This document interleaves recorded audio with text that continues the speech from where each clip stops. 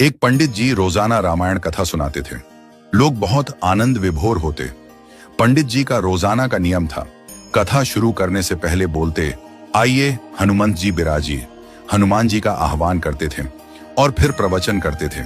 एक वकील साहब हर रोज कथा सुनने आते।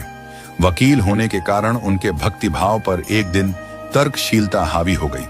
वकील साहब ने पंडित जी से पूछा, महाराज जी, आप रामायण की कथा बहुत अच्छी कहते हैं, हमें बड़ा रस आता है, परंतु आप जो गद्दी प्रतिदिन हनुमान जी को देते हैं, उस पर क्या हनुमान जी सचमुच विराजते हैं?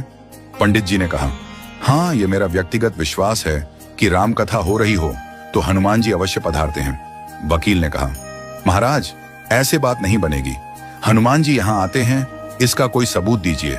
आपको साबित करके दिखाना चाहिए कि हनुमान जी आपकी कथा सुनने आते हैं।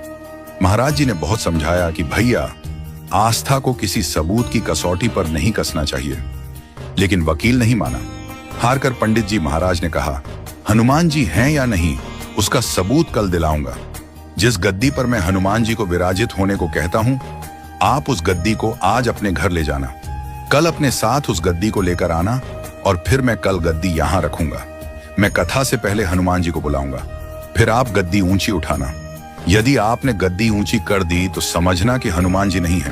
पंडित जी ने कहा, हम दोनों में से जो पराजित होगा वह क्या करेगा, इसका निर्णय भी कर लें। यह तो सत्य की परीक्षा है।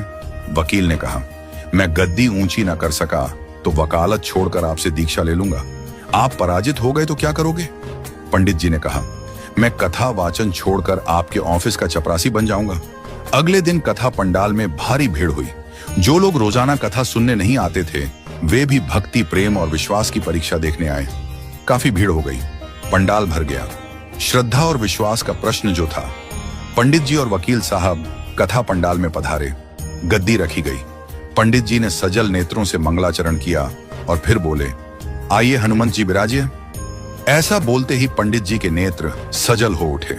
मन ही मन पंडित जी बोले, प्रभु, आज मेरा प्रश्न नहीं बल्कि रघुकुल रीति की परंपरा का सवाल है। मैं तो एक साधारण जन हूं, मेरी भक्ति और आस्था की लाज रखना। फिर वकील साहब को निमंत्रण दिया गया, आइए गद्दी ऊंची कीजिए। लोगों की आंखें जम गईं।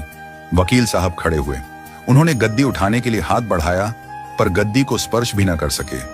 जो भी कारण रहा, उन्होंने 3 बार हाथ बढ़ाया, किंतु तीनों बार असफल रहे। पंडित जी देख रहे थे। गद्दी को पकड़ना तो दूर, वकील साहब गद्दी को छू भी न सके। तीनों बार वकील साहब पसीने से तरबतर हो गए। वकील साहब पंडित जी महाराज के चरणों में गिर पड़े और बोले,